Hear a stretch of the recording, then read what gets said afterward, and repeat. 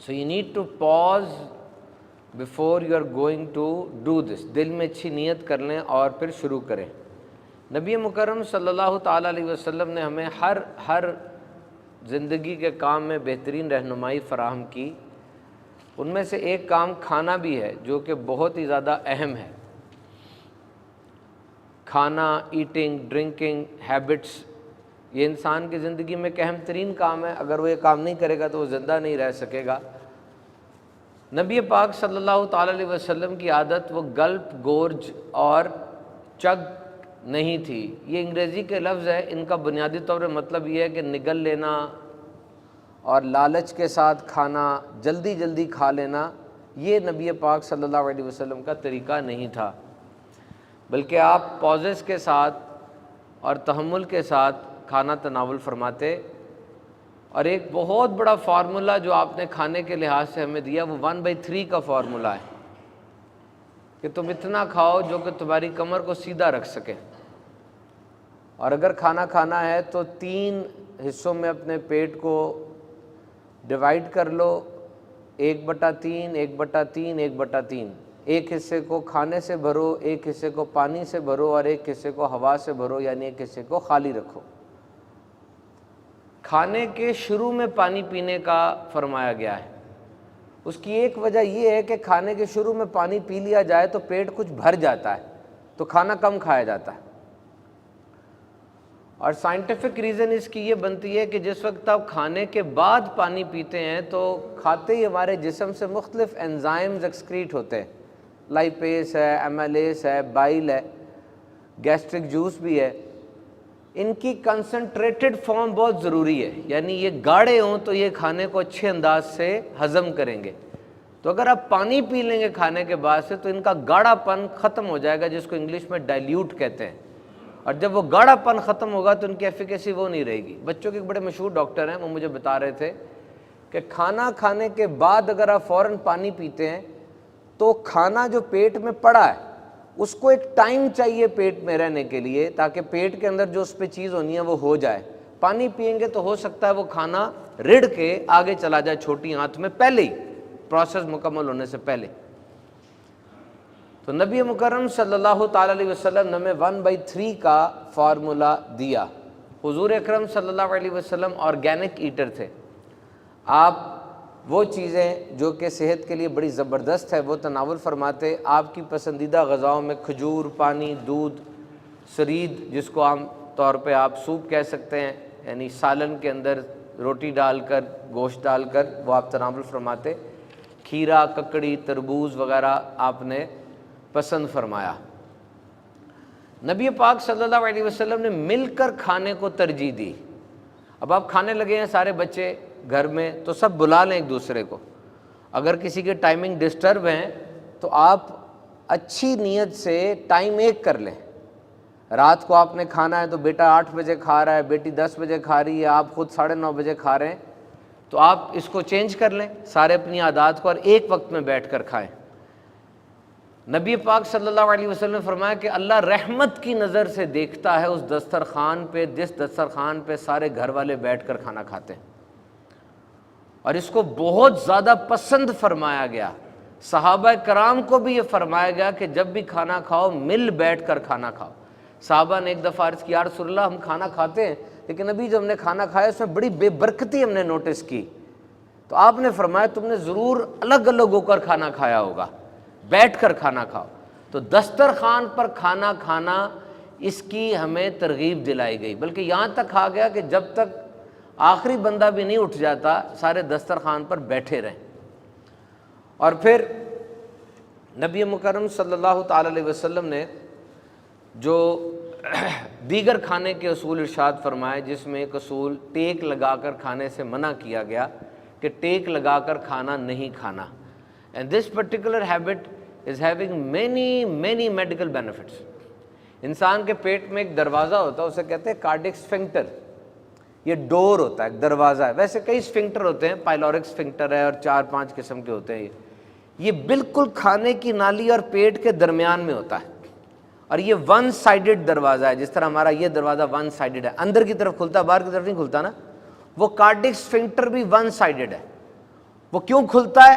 کہ کھانا آپ کی کھانے کی نالی سے پیٹ میں چلا جائے، بس اس طرف کھلتا ہے، یہ الٹی طرف نہیں کھلے گا۔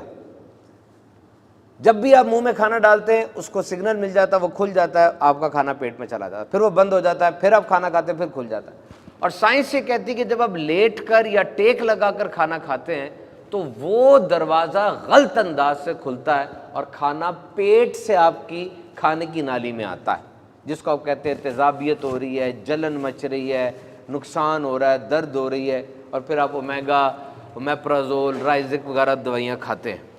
تو کتنی بڑی ایک یہ بات ارشاد فرمائی، ٹیک لگا کر کھانا نہ کھاؤ، منع فرمایا گیا، ورنہ کارڈک اسفنکٹر جو ہے یہ سارا ڈسٹرب ہو جاتا ہے۔ یاد رکھیں پیٹ میں خطرناک ترین تیزاب ہوتے ہیں جو کہ پیٹ تو سہ سکتا ہے، لیکن یہ نالی اس تیزاب کے لیے نہیں بنی، یہ بہت سافٹ ہوتی ہے، وہ تیزاب اس کو جلا کے خاک کر دیتا ہے۔ کتنی درد ہو رہی ہوتی ہے، رات کو سویا نہیں جا رہا ہوتا، پھر دوائی کھاتے تو پھر سوتے۔ تو کھانے میں احتیاط کریں گے تو یہ کام نہیں ہوگا۔ نبی پاک صلی اللہ علیہ وسلم نے کبھی بھی پیٹ بھر کے کھانا تناول نہیں فرمایا، بلکہ بی بی عائشہ صدیقہ رضی اللہ تعالیٰ عنہ فرماتی ہیں کہ حضور صلی اللہ علیہ وسلم کے وصال کے بعد جو پہلی بدعت یعنی پہلا طریقہ سامنے آیا وہ یہی تھا کہ لوگوں نے پیٹ بھر کے کھانا شروع کر دیا۔ کھانے سے پہلے اچھی طرح بھوک لگی ہونی بہت ضروری ہے، وہ بھوک کو تھوڑی دیر سہا جائے، پھر آگے بڑھ کر ایک دم سے کھانے پر حملہ نہ کریں بلکہ آہستہ آہستہ کھانا کھائیں۔ You know the importance of first 5 minutes. First 5 minutes in every activity is very important. جو بھی کام آپ کرنے لگے ہیں اس کے پہلے 5 منٹ بڑے ضروری ہوتے ہیں۔ آپ کی بائک اشارے پر کھڑی ہے، اشارہ جیسے ہی ہرا ہوا، اب پہلے 5 منٹ بڑے ضروری ہیں، ایک دم لوگ کک مارتے ہیں اور زوم کر کے آگے جاتے ہیں۔ گھر میں کوئی حادثہ ہو گیا، پہلے 5 منٹ بڑے ضروری ہیں، کس طرح آپ نے اس حادثے کو ڈیل کیا۔ اسی طرح شادیوں پر جب کھانا کھلتا ہے نا تب بھی پہلے 5 منٹ بڑے ضروری ہیں۔ ایسے لگتا ہے جیسے حملہ ہو گیا کوئی، یا پتہ نہیں کیا حال ہو گیا، تھوڑا رک جائیں، لوگوں کے ساتھ بیٹھ کر نہ جائیں کیونکہ سب کی جنگ میں مصروف ہے سارے، وہ پھر لڑ پڑتے ہیں سارے۔ آرام سے بہت آہستگی کے ساتھ کھانا پلیٹ میں ڈالیں اور آ کے سب سے پہلے دعا پڑھ لیں۔ کھانے کی دعا پڑھنا کھانے کی یہ سنت ہے۔ نبی پاک صلی اللہ علیہ وسلم نے فرمایا جو یہ دعا پڑھ لیتا ہے کھانے میں زہر بھی ہوگا تو اثر نہیں کرے گا، اور کھانے کی سپیڈ کو سلو ڈاؤن کرنے میں یہ ایکشنز مدد کرتے ہیں۔ دعا پڑھ لیں اور پھر کھانے سے پہلے، یہ ابن ماجہ کی حدیث ہے کہ نبی پاک صلی اللہ تعالیٰ علیہ وسلم نے فرمایا اگر تم گھر میں برکت چاہتے ہو تو کھانے کے شروع میں اور آخر میں وضو کر لو۔ یہ وضو نماز والا وضو نہیں ہے، اس وضو سے مراد دونوں ہاتھ دھونا ہے، کلی کرنا ہے اور منہ کو صاف کر لینا ہے۔ اور اب آپ کھانے کی طرف آئیں، کھانے کی دعا پڑھ لیں اور پھر کھانا شروع کریں۔ اور کھانے کے دوران جو نشست کا انداز ہے یہ بھی بڑا اہمیت کا حامل ہے۔ میں کسی انداز کو حرام یا برا نہیں کہہ رہا، لیکن میں اتنا جانتا ہوں کہ جو انداز میرے آقا صلی اللہ علیہ وسلم نے فرمایا اس کا کوئی متبادل نہیں ہے۔ دس از دا بیسٹ۔ دیکھیں ہمارے جسم کا نا کور ایریا ہوتا ہے، یہ گردن سے لے کے پیٹ کے نیچے تک کور ایریا ہے۔ کور سے مراد کہ پورے جسم کا اہم ترین حصہ ہے یہ۔ آپ نوٹ کریں کیا کیا اس میں آتا ہے، دل ہے، پھیپھڑا ہے، پیٹ ہے، گردے ہیں، جگر ہے، اور یہ جو ایریا ہے یہ والا یہ کور ہے، اور اس کو ریلیکس نہیں ہونا چاہیے کھاتے وقت۔ یہ ریلیکس ہو جائے گا اگر تو پھر کھانا جتنا جا رہا ہے اتنا ڈلتا چلا جائے گا۔ میرے پاس یہ لکھا ہوا ہے کہ جو پیٹ ہوتا ہے نا انسان کا، اس کا سائز 12 انچ لمبا اور 6 انچ کراس پہ ہوتا ہے، یعنی 12 انچ لمبا ہے یہ اور 6 انچ کراس پر ہے، اور یہ اس کے مسلز ریلیکسڈ ہوتے ہیں۔ اگر انسان کھانا کھاتا جائے تو یہ اپنے حجم سے 5 گنا بڑھ سکتا ہے، اتنا بڑا ہو جائے گا یہ کھاتے جائیں گے۔ تو یہ جو کور ایریا نا انسان کا، کھاتے ہوئے یہ ریلیکس نہیں ہونا چاہیے بلکہ الرٹ ہونا چاہیے، اسٹرکٹ ہونا چاہیے، تھوڑی پابندی اس پہ ہونی چاہیے۔ اور اب آپ کھانا کھانے کے سارے سٹائل اٹھا کے دیکھ لیں، آپ کرسی میں اس پر کھاتے ہیں، چوکڑی مار کے کھاتے ہیں، یہ حصہ ریلیکس ہوتا ہے اس وقت، آپ پہ کوئی بوجھ نہیں ہوتا، کھائی جا رہے ہیں پتہ نہیں چل رہا۔ اور اب سنت کے مطابق جو 3 طریقے بیان کیے گئے ان 3 طریقوں پہ غور کریں، آج جا کے کھا کے دیکھیے گا ان طریقوں کے مطابق، آپ کا یہ پورا ایریا ٹائٹ ہو جائے گا، کھانا زیادہ کھانے کو دل نہیں کرے گا، نارمل جتنی مقدار چاہیے اتنا ہی پیٹ میں جائے گا، بعد میں بے آرامی سے شروع ہو جائے گی۔ اب جس کی ہڈیوں میں مسئلہ ہے، جو بیٹھ ہی نہیں سکتا، اس کے لیے تو اعتراض نہیں ہے، ٹھیک ہے جیسے مرضی کھائے، لیکن اگر سنت کے مطابق بیٹھا جا سکتا ہے کہ ایک پاؤں آپ بچھا دیں، ایک پاؤں جو ہے وہ کھڑا کر کے کھانا کھائیں، اکڑوں بیٹھ جائیں یا سورین کے بل بیٹھ کے کھانا کھائیں، آزما کر دیکھیے گا نبی مکرم صلی اللہ علیہ وسلم کا جو طریقہ، جو سنت اور جو بات آپ نے بتائی، اس میں انسان کے لیے فائدے ہی فائدے ہیں، کیونکہ آپ رحمت للعالمین ہیں، اور رحمت وہ ہوتی ہے جس میں سب کا فائدہ ہوتا ہے۔ اور حیرت کی بات دیکھیے کہ جو میں آپ سے باتیں کر رہا ہوں، ہم تو مسلمان ہیں، ہمارے تو نبی ہیں، اور ہمارا تو جو کچھ بھی ہے انہی کا ہے، ایمان کی جان ہے وہ، لیکن ان طریقوں پہ اگر کافر بھی عمل کرے گا اس کو بھی فائدہ ہو جائے گا۔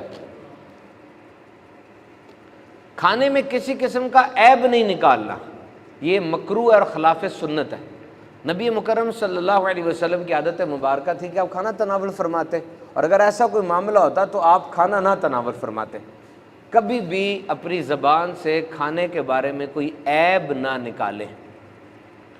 تو میرے محترم سامعین کرام، کھانے کے دوران پانی پینے کے حوالے سے بھی بتایا گیا، عام طور پہ جس طرح کہا جاتا ہے، یہ سنت کے مطابق نہیں ہے، یہ حکیم لقمان کا قول ہے، اور یہ وہ ہستی ہیں جن کو قرآن مجید کے اندر کہا گیا کہ یہ عقل والے ہیں کہ کھانے کے آخر میں پانی نہ پیا جائے، شروع میں پانی پی لیں یا درمیان میں پانی پی لیں، دوران پانی پی لیں، آخر میں پانی پینے سے بچنا چاہیے۔ نبی مکرم صلی اللہ تعالیٰ علیہ وسلم نے کھانے پہ پھونک مارنے سے بھی منع فرمایا ہے، اور آج جدید سائنس فرماتی ہے، جدید سائنس یہ کہتی ہے کہ کھانے پر پھونک مارنے سے جو جرمز وغیرہ ہوتے ہیں وہ اس میں جا سکتے ہیں۔ نبی مکرم صلی اللہ تعالیٰ علیہ وسلم ہاتھ سے کھانا کھانا پسند فرماتے تھے، چھری کانٹے سے، چمچ سے کھانا بالکل منع نہیں ہے، بالکل جائز، 100% جائز ہے، لیکن ہاتھ سے کھانا سنت ہے، اور 3 انگلیوں سے کھانا یہ نبی پاک صلی اللہ علیہ وسلم کا طریقہ تھا۔ آج بہت سی تحقیقات اس پر موجود ہیں کہ ہاتھ سے کھانا کھایا جائے تو اس کے کیا فوائد ہوتے ہیں۔ ایک جراثیم ہے، اس کا نام ہے فلورا، وہ انگلیوں کی ٹپ پر موجود ہوتا ہے، اور یہ بینائن ہے، اسسٹ کرتا ہے ہضم کرنے میں۔ جب انسان ہاتھ سے کھانا کھاتا ہے نا، یہ فلورا اس کے پیٹ میں چلا جاتا ہے اور کھانے کو ہضم کرنے میں مدد دیتا ہے، اور جب آپ کا ہاتھ کھانے پہ لگتا ہے نا، پورے جسم کو سگنل جاتا ہے کہ کچھ آنے والا ہے، کچھ آنے والا ہے۔ اور اگر دیکھیں میں ہاتھ سے کھانا کھا رہا ہوں، پھر تو میرے ہاتھ گندے ہو گئے کھانے سے، میں کچھ اور نہیں کر سکتا، لیکن اگر میں چمچ سے کھانا کھا رہا ہوں، میں نے اخبار بھی پکڑ لیا، موبائل بھی پکڑ لیا، تو پتہ نہیں چلتا، انسان کھائی جاتا ہے، کھائی جاتا ہے، کھائی جاتا ہے۔ حرام نہیں ہے، بالکل کھا سکتے ہیں، میں خود بھی کبھی کبھار کھاتا ہوں، لیکن افضل یہ ہے کہ سنت پر عمل کیا جائے۔ اور کھانے ہاتھ سے کھانا کھانے پر تقریباً 125 point Indian medical websites پر میں نے دیکھے ہیں، 125 پوائنٹ ہاتھ سے کھانا کھانے پہ۔ تو کوشش کریں کبھی کبھار بالکل سنت کی نیت سے ہاتھ سے بھی کھانا کھائیں، روٹی تو ہاتھ سے ہی کھاتے، چاول بھی کبھی کبھار کھا کے دیکھ لیں۔ نبی مکرم صلی اللہ علیہ وسلم کے پاس ایک بڑا پیالہ تھا، اور جب آپ کھانا سری تناول فرماتے تو آپ صحابہ سے کہتے ہو پیالہ لے آؤ، اس پیالے کو لایا جاتا، اس میں وہ سالن یا وہ کھانا ڈالا جاتا، اور سارے اس میں سے کھاتے۔ اور نبی پاک کو یہ بات پسند نہیں تھی کہ اگر آپ کھانا کھا رہے ہیں مل کر تو آپ کا مطلب میں ادھر سے کھا رہا ہوں تو ماموں جی وہاں بیٹھے تو میرا ہاتھ وہاں پر جا رہا ہے، یوں جا رہا ہے، ایسے نہ ہو۔ بلکہ آپ نے ایک دفعہ کسی کو تاکید بھی فرمائی کہ میں دیکھ رہا ہوں تمہارا ہاتھ پھیل رہا ہے، اپنی طرف سے کھانا کھاؤ۔ اب ایک برتن میں کھانا کھانا، اس پہ پوری تحقیق کی ہے میں نے، مدنی چینل پہ پروگرام کیا پورا اس کے اوپر، اس کے کتنے فوائد ہیں۔ آپ کے جسم کے اندر امیونٹی بوسٹ ہوتی ہے، کیونکہ ساروں کا ہاتھ کھانے میں جا رہا ہے، بشرطیہ کہ سب نے سنت کے مطابق پہلے ہاتھ دھویا بھی ہے، اور اب وہ کھا رہے ہیں۔ آپ کی چھوٹی چھوٹی بیماریاں وہ آپ کے ہاتھ سے کھانے میں شامل ہو رہی ہیں۔ ایڈز یا کینسر نہیں جا رہا، وہ نہیں جاتا ہاتھ سے، اور جب وہ بیماریاں شامل ہوئیں، آپ کے جسم میں گئیں، آپ کے جسم میں ان خاص بیماریوں کے بارے میں قوت مدافعت اور اینٹی باڈیز پیدا ہو رہی ہیں۔ آپ کے جسم کی امیونٹی پار، قوت مدافعت کو آپ کیا سمجھتے ہیں؟ یہ پوری آرمی ہے، ہر وقت آپ کے جسم کے اندر نئے وائٹ سیلز ریکروٹ ہو رہے ہوتے ہیں نئی بیماریوں کے خلاف۔ ویکسین نے جو نئے سیلز پیدا کیے ان کی ریکروٹمنٹ ہو رہی ہوتی ہے، تباہ ہو رہے ہیں، جاری ہیں۔ کتنی بیماریاں روز آپ کو لگتی ہیں اس آب و ہوا کی وجہ سے، گندگی کی وجہ سے، گندے کھانے کی وجہ سے، آپ کی اپنی قوت مدافعت ان کو کل کر رہی ہوتی ہے۔ اور یہ کھانے کی جو میں نے آپ کو سنتیں بتائیں، یہ در حقیقت آپ کی قوت مدافعت کو بہترین کرنے کے لیے۔ محترم سامعین کرام، پھل اور سبزیاں یہ انسان کے کھانے کا اہم ترین جز ہیں۔ WHO کی ریسرچ کی ریکمنڈیشن کے مطابق ایک دن میں 800 گرام پھل یا سبزیاں یہ انسان کی ڈیلی ریکوائرمنٹ میں ہونا چاہیے، خاص طور پہ بچوں کے لیے۔ اب جیسے اب گوشت کا دور ہے، گوشت کھا رہے ہیں، گوشت کو نبی پاک نے کھانوں کا سردار کہا ہے، فرمایا دنیا اور آخرت کے کھانوں کا سردار گوشت اور پھر چاول۔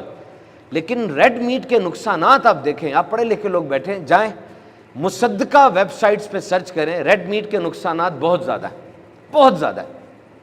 کب؟ جب یہ اعتدال سے زیادہ کھایا جائے۔ آپ میں سے تو ہو سکتا ہے کئیوں کو منع ہی ہو سرے سے، یورک ایسڈ کی وجہ سے، فیٹس کی وجہ سے، اور اگر آپ نے کھانا بھی ہے تو 1 پاؤ دن کے وقت میکسیمم ریڈ میٹ آپ کی کنزمپشن ہو سکتی ہے۔ 70 گرام ویسے ویب ایم ڈی والے بتاتے ہیں۔ احتیاط کے ساتھ اس کو کھایا جائے اور اس کے مضر اثرات کو کم کرنے کے لیے اس میں سبزیاں ڈال لی جائیں۔ نبی پاک کی حدیث ہے کہ میں نے حضور کو ایک سالن پیش کیا اور میں نے دیکھا کہ حضور اس سالن میں سے کدو شریف کے ٹکڑے ڈھونڈ کے تناول فرما رہے ہیں۔ تو اس حدیث سے اخذ کیا گیا کہ جب بھی گوشت پکائیں کوشش کریں اس کے اندر سبزی ڈال لیں تاکہ اس کے مضر اثرات کم ہو سکیں۔ وائٹ میٹ یہ بہت زیادہ فائدہ مند ہوتا ہے۔ بہرحال wheat is the treasure of vitamin A, D, B12, zinc, selenium, phosphate۔ یہ وہ چیزیں جو انسان کی جسم اور صحت کے لیے بہت زیادہ ضروری ہیں۔ ایسے بچے جو کہ سٹنٹڈ ہوتے ہیں، گروتھ پراپر نہیں ہے، ایچ بی کم ہے، چہرے مرجھائے ہوئے ہیں، زرد سے ہیں، چڑچڑے رہتے ہیں، قد چھوٹا رہ گیا ہے، ان کے لیے گوشت بہترین ہے۔ وہ زیادہ بھی کھا سکتے ہیں کیونکہ ان کی عمر ابھی چھوٹی ہے۔ اور مائیں یہ اعتراض کرتی ہیں کہ جی بچے گوشت نہیں کھاتے، مختلف طریقے سے پکا کے کھلائیں نا۔ پہلے کے دور میں کھانے پکانے کا طریقہ صرف نسل در نسل چلتا تھا، جو ماں کو طریقہ پتا وہی بیٹی کو آئے گا۔ اب تو یوٹیوب کے اوپر 1 کروڑ ویڈیوز پڑی ہیں گوشت پکانے کی۔ گوشت کو پکوڑا بنا کے کھلائیں، اس کو کڑھائی بنا کے کھلائیں، مختلف طریقے سے بچے کو زبردستی گوشت کھلائیں۔ آپ کی یہ شکایتیں، یہ چیزیں دور ہوتی چلی جائیں گی۔ اللہ تعالیٰ ہم سب کی قربانیاں قبول فرمائے اور ہمیں ہر چیز میں احتیاط کے ساتھ سنت کی پیروی کی توفیق عطا فرمائے۔